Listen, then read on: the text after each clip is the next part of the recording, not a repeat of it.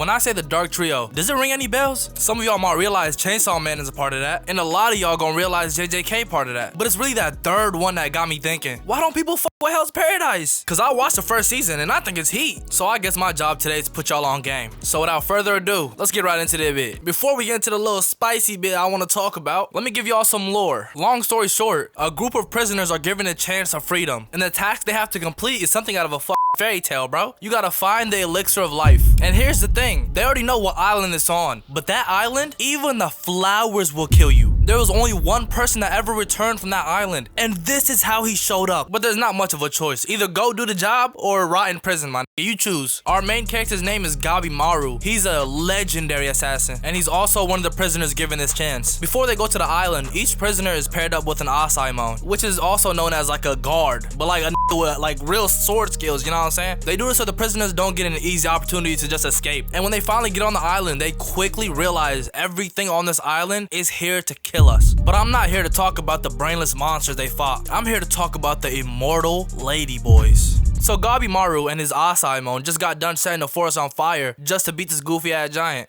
But another pair stumbled upon a scene that left them speechless. Do you even know where you're going? I smell bitches. She likes the way I eat down. She likes the way.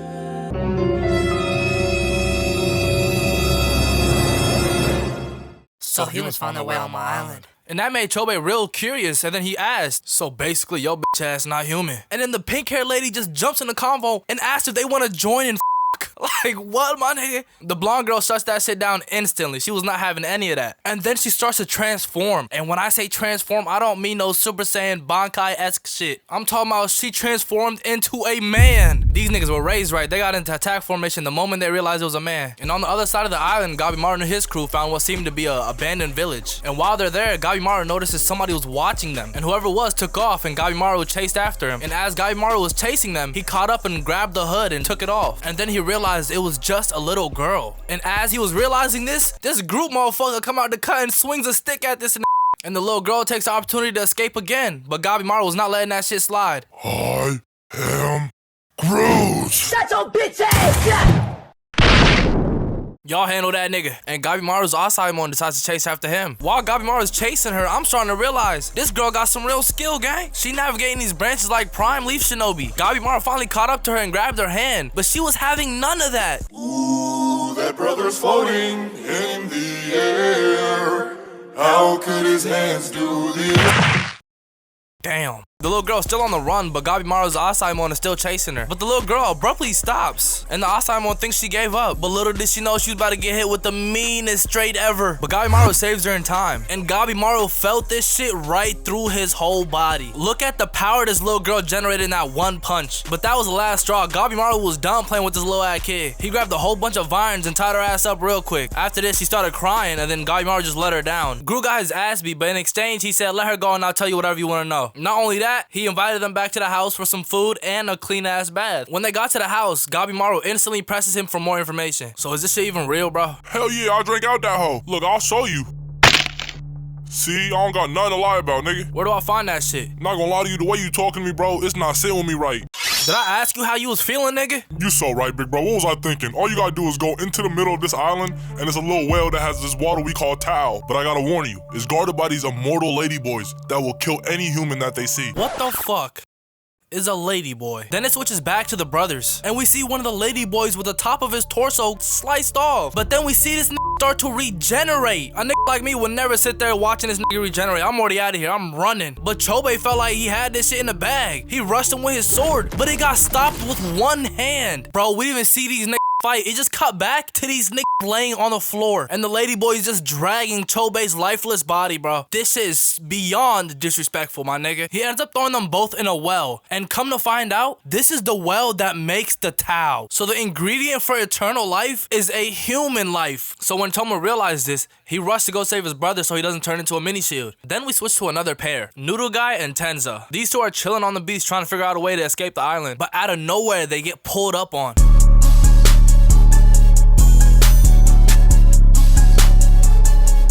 Why this nigga just standing there? There's not no TikTok at it, gang. Bro, you can stop posing now. You worry too much for a nigga that's about to die. Who this bitch feeling like? I know your inner monologue didn't just call me a bitch. You know what I do to niggas like y'all? I fuck them.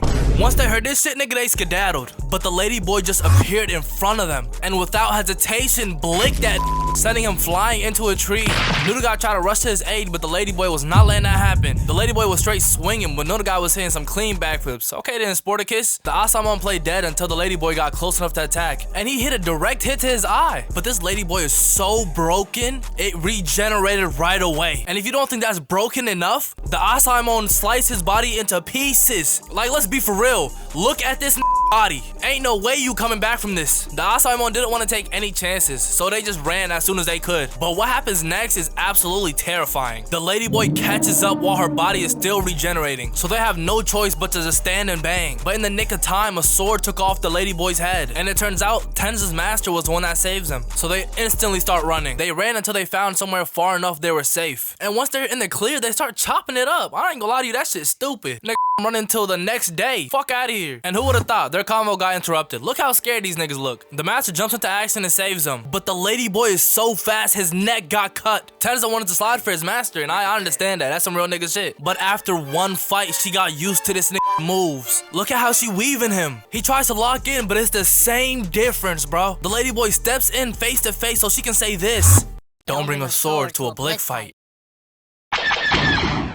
She put 4 holes into his body with one flick. How the hell they gonna beat this man? I haven't felt this much despair for a character since Nick was fighting Madara. But in his dying moments, Tenza just wanted to give them time to escape. So he got up with all his might and started fighting the old-fashioned way. Hands.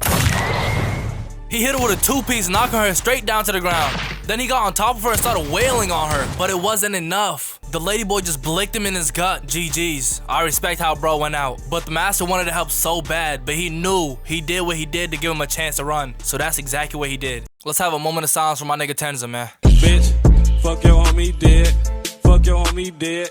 Fuck your homie dead. Now we back with Gabimaru. While the rest of the crew is sleeping in Groot's house, he decides he wants to go out and go look for the elixir himself. And on his search, he runs into a whole bunch of Groots stuck in prayer position. But he paid no mind and just kept moving. Wait, who's that? The little girl is following Gabimaru. And I know I gave her praise earlier, but the fact that she can keep up with this nigga, nah, she got it. Anyways, after like 12 miles of running, Gabimaru finally reached this big ass door. And Gabimaru was absolutely frozen with fear. I don't know what it was, but he was frozen with something. All I know is anyone that gulped like this gotta be scared. He walks up to the door ready to knock, but guess who shows up? The lady boy of legends. But she was talking about she was tired, she didn't want to fight, and she was willing to let Gabimaru just leave. But Gabimaru ticked her off and the fight just started. She lunged at Gabimaru, but Gabimaru do this fighting shit. So he parried it pretty easily. But it wasn't no normal parry. He parried it hard enough to break her wrist. And while she's focused on that, he leaps into the air and does a tornado kick, breaking her neck. Dog, look at how many times her neck turned. But let's not forget immortality. And this is where Gabimaru goes back and realizes this is what Groot was talking about. The ladyboy rushes Gabimaru, but Gabimaru dodges all the attacks. And Gabimaru tries to answer quickly by breaking her neck. And I ain't gonna lie, these kicks were so fucking clean. And it wasn't only that, he adds fire to it this time, so it's not just a broken neck. And when he ignites the fire, it takes over her whole body. But just when Gabimaru thinks it's over, the ladyboy gets up all burnt and gut checks him. And then she follows up with a flying kick. I ain't gonna lie, I know Gabimaru regret not sleeping in. The burn marks start sliding off of the ladyboy like it was some mud and shit. I don't know what's happening, but I want to tell y'all this. When Gabimaru does this, just know it's up. The fight starts back up again, but this time it's different. They're fighting like equals. They're just trading blows back and forth, back and forth. And look at this fight sequence. I ain't gonna lie, it's sexy. And while they're trading blows, Gabimaru discovers something. Once he landed a kick in the gut of the ladyboy, it caused actual damage. And that told Gabimaru one thing. These is not immortal, they just hard to kill. The ladyboy uses a move that keeps Gabimaru at bay. She had enough with this nigga. The first one hit him right in the gut. Oh my god, that looks painful, bro. And as she's spamming the move, Gabimaru sits there and starts to realize this shit is familiar. It reminded him of the girl. But he noticed he can't just be sitting there and taking all those hits. It makes no sense. So he rushes in. And I'm not gonna lie, this is one of my favorite moments. When they're face to face with each other, they both go for a hit. And they both land. But neither of them are phased. They just kept trading blows back and forth again. This reminds me of the Dark Tournament where Yusuke and one guy had a knife behind their feet. And they just stood there banging until one fell. Never mind that though. Gabimaru got to a point where he just started overpowering the ladyboy. I'm talking about he beat her into a pulp. Like literally a bloody pulp.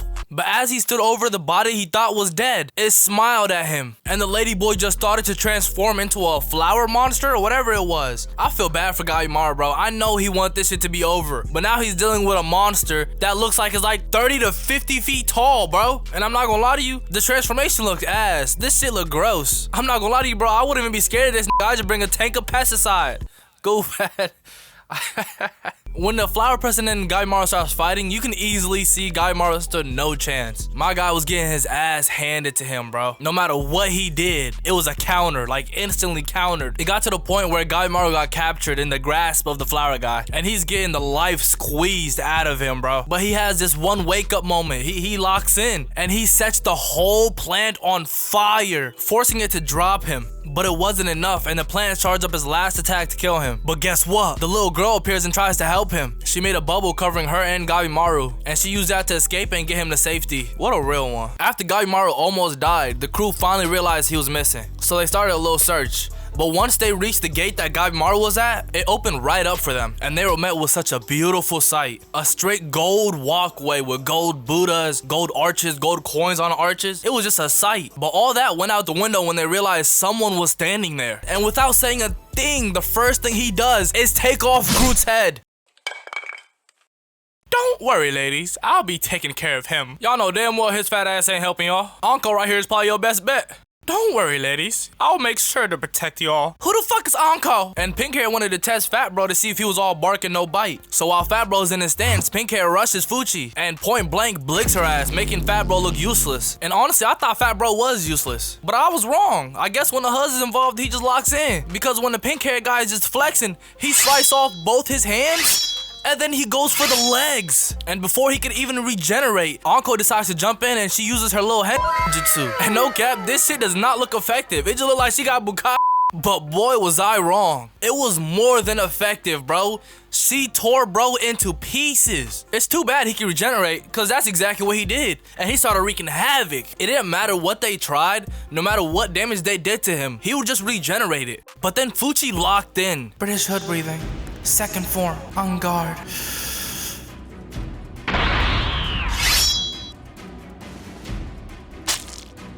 Y'all know why that shit was so special? Because she actually caused damage that's not regenerating. And the worst part about it, all it did was make bro pissed. Then he got ready to attack, and the first person he wanted to target was Fuchi. But it just so happens to be the freak jutsu actually effective, and they just wanted to end it right then and there. But bro hit Fuchi with his hot breath and then summoned 2 zombies. Then Fat Bro pulled out the weakest move ever, but it still worked. He got rid of them. And while that was happening, Pinkhair decided to chow down on his arm to get rid of the restraints. And as soon as he was free, he set a blast towards Anko and Fat Bro, but she dodged it all elegantly. You know what I'm saying? That was cool. And as the fight went on, they eventually got him into a vulnerable position again. And without any limbs, this guy leaped into the air. Like, how is that even possible? All that does for me is confirm that Goku could beat Naruto blindfolded, no limbs, with sickness and all that bullshit. After bro escapes to the sky, without hesitation he regenerates, then transforms into a woman. Put on a bra, you two not gonna allow this? The ladyboy creates a whole bunch of bubble, then sends it raining down on them. Look at how she's doing them. This bitch thinks she pain. Almighty bubbles. Face ass. But through all that pain, Uncle find a way to latch onto his ankle, and then she slammed that nigga.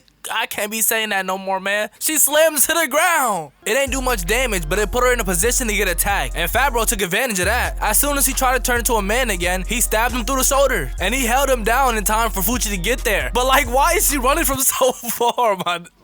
Bro, I can't even do this, bro. 3 years later, she eventually gets to them, and she slices his gut open. Good shit, Fuchi. I'll fuck with that. And that's how they defeated him. But look at how bro fell, bro.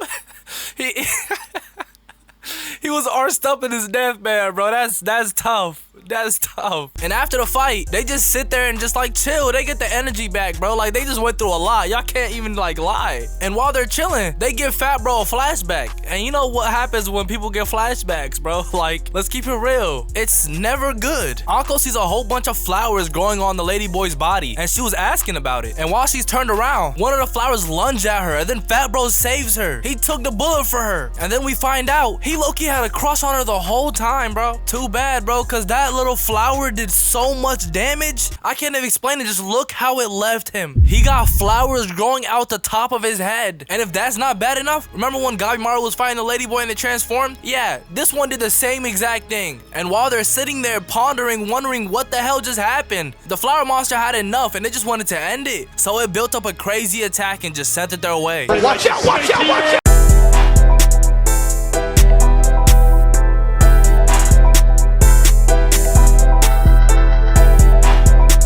This isn't Shut an up!